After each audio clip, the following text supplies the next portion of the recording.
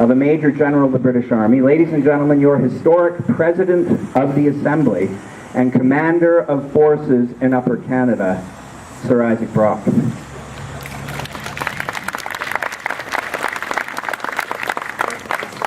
Greetings and salutations on this most serious of occasions. We are in an awful and eventful contest.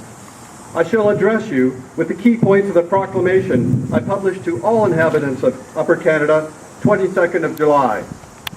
The unprovoked declaration of war by the United States of America against the United Kingdom of Great Britain and Ireland and its dependencies has been followed by the actual invasion of this province from Detroit by the detachment of the American forces. Every Canadian freeholder is by choice bound by the most solemn of oaths to defend the monarchy, as well as his private property. To shrink from that engagement is a treason not to be forgiven. Even if His Majesty's arms must retire in the face of superior force for a short time, let no man suppose that the province will be abandoned.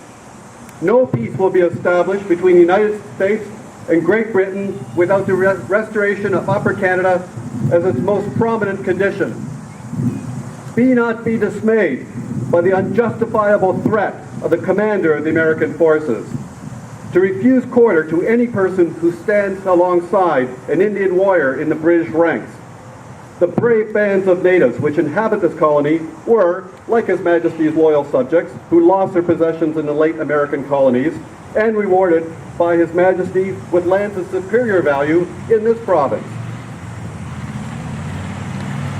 If their warfare, from being different from that of the white people, is more terrifying to the enemy, they are but men who are out to defend themselves and their property when invaded, more especially when they find in the enemy's camp a ferocious and mortal foe using the same style of warfare.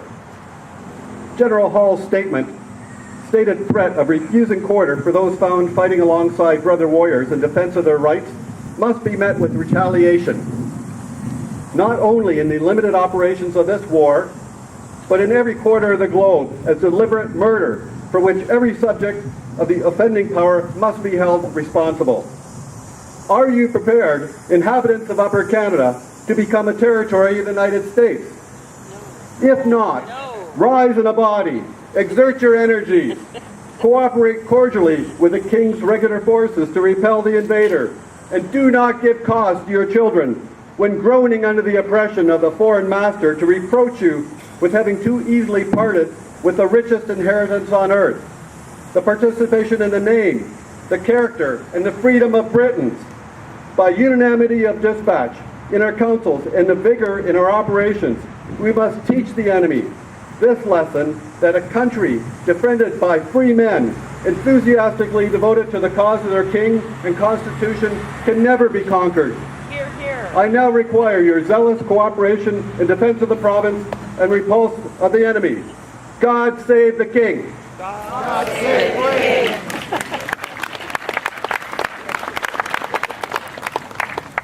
Marvelous. And springs alive again from the landscape. Fantastic. Well, now I'd like to introduce the manager of Six Nations Legacy Consortium, Keith Jamieson. Keith Jamieson, ladies and gentlemen.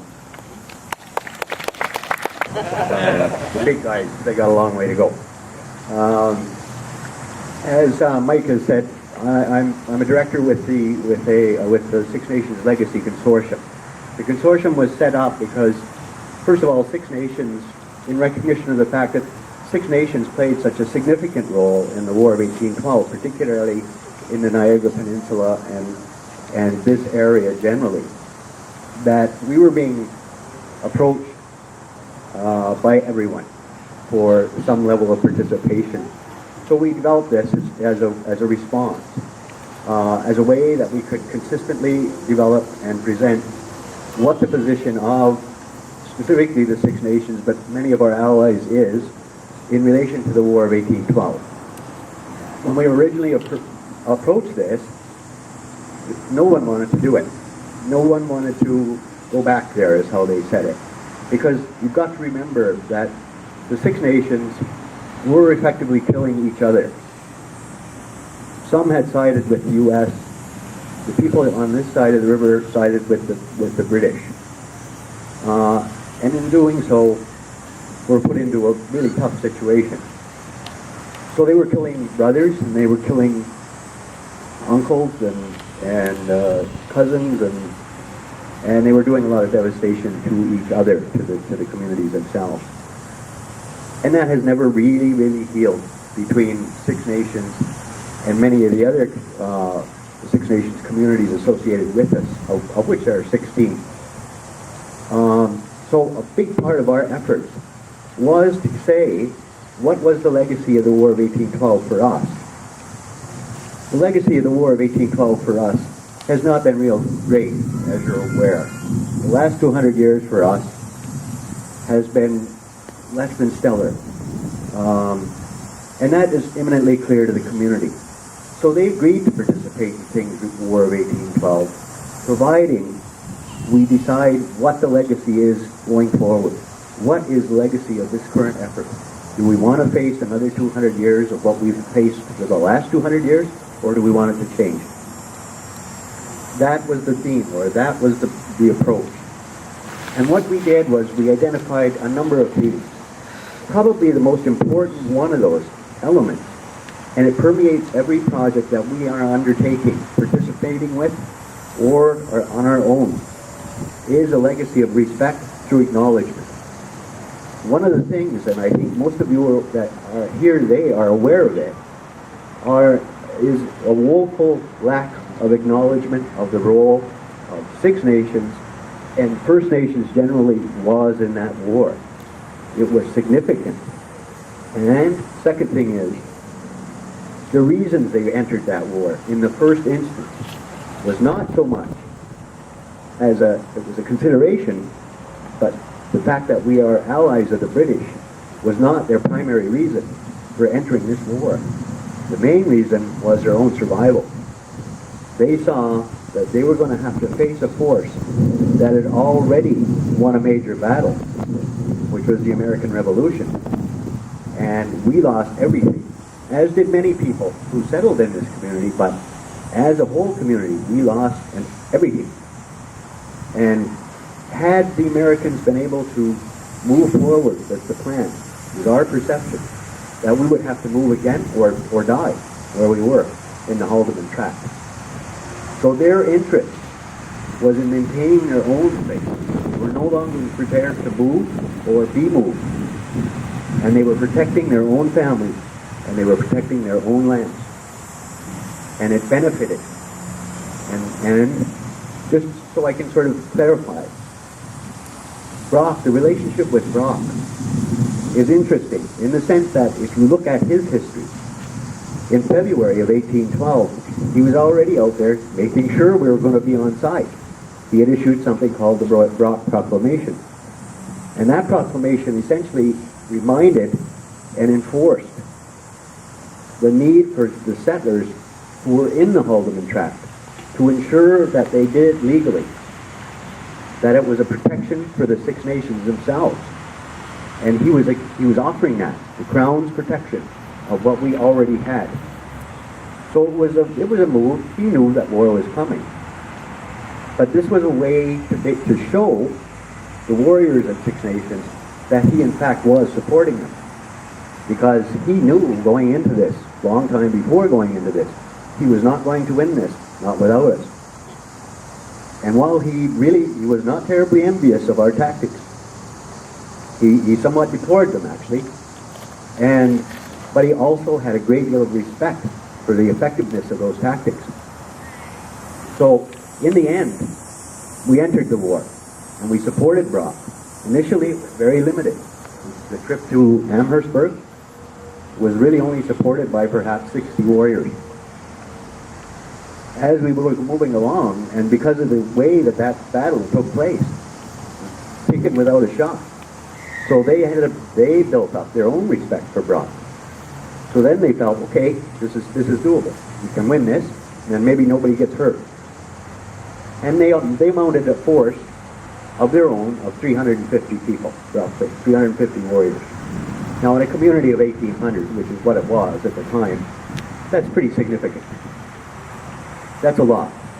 But I can tell you one of the things that came from that war was we lost over 100 warriors. In a community that size, and a force of that size, that's devastating. That is totally devastating. And they had to recover from that. We still are to a certain extent. And that's why the Legacy Consortium was formed. It was to address that particular disparity and to put it to rest between us and our sister reserves, sister communities, and with the rest of the communities in Canada. We are still, the perception is that we are still at war. And what we want moving forward is to end this war. End War of 1812. We want it over. And we want to move on. So that's our position. Thank you very much for listening to me today. I appreciate it. Now I would like to introduce historian David Beasley to come forward and say a few words.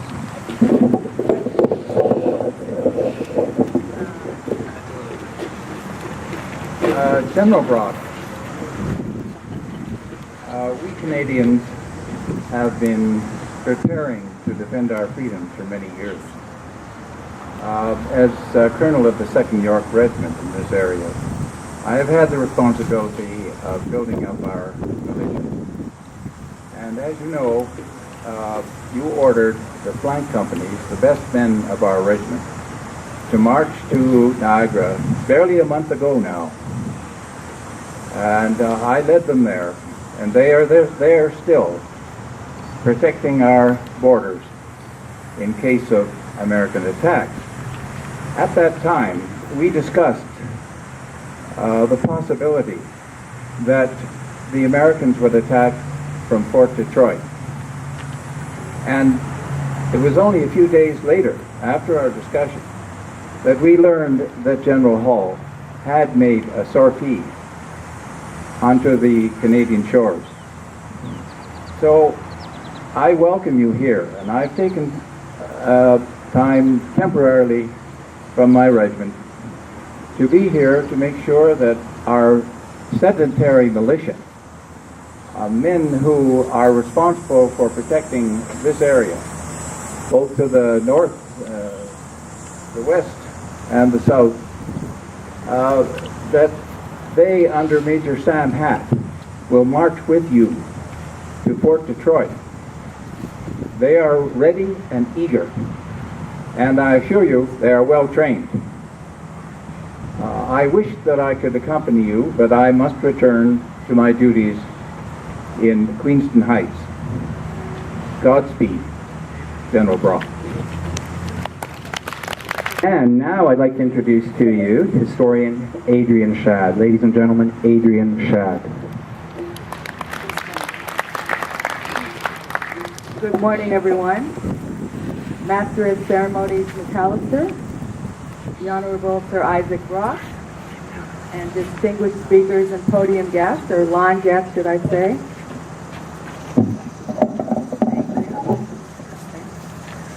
The very somber declaration of war that you just heard from Sir Isaac Brock, the great general of the British forces in Upper Canada, had very serious reverberations throughout Upper Canada in 1812.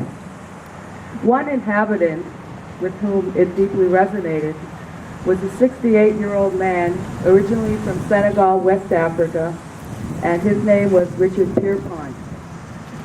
Pierpont had been kidnapped from his homeland in Senegal in 1760 approximately. He had survived the Middle Passage, and he had been enslaved by a British-American army officer for about 20 years. He likely escaped, but he ended up fighting in Butler's Rangers in the British, on behalf or for the British during the American Revolution, after which he settled in the Niagara area of Upper Canada. In 1812, Pierpont heeded the call of the battle drums of war by sending a letter to Sir Brock. The letter requested permission to raise a corps of colored men in order, quote, that all may stand and fight together. Although this offer was not immediately acted upon, a colored corps was indeed later mustered as part of the 1st Lincoln Militia. It fought in the battles of Queenston Heights, Stony Creek, Fort George, and possibly Lundy's Lane. By 1813, the Colored Corps reassembled as an artificers unit responsible for building military fortifications.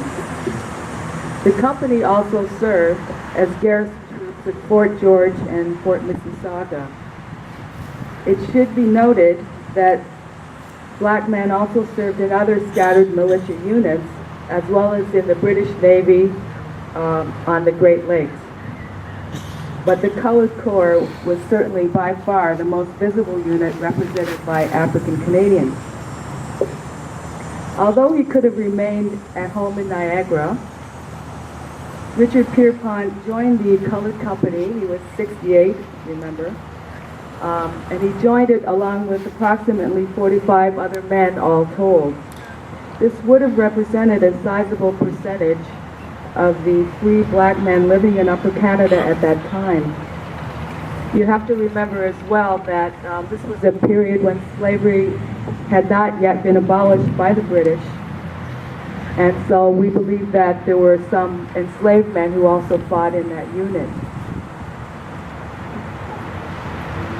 Men of all backgrounds heeded the call to defend Upper Canada from the American invasion.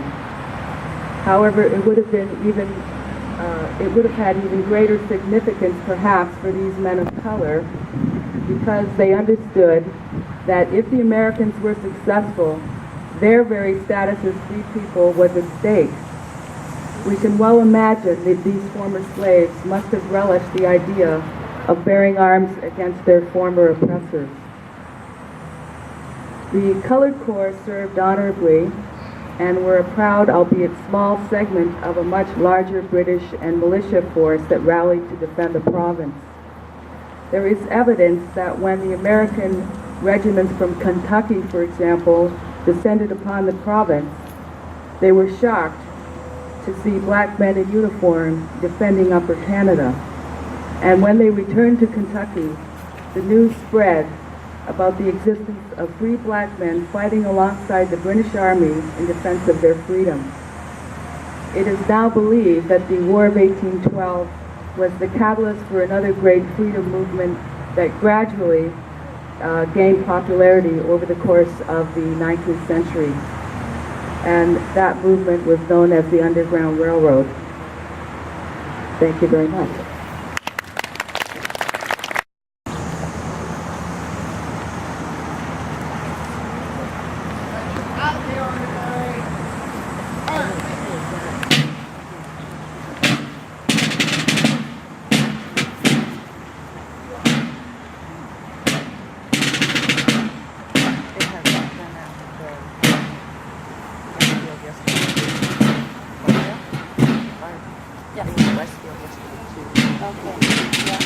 You were there 2 days. Okay.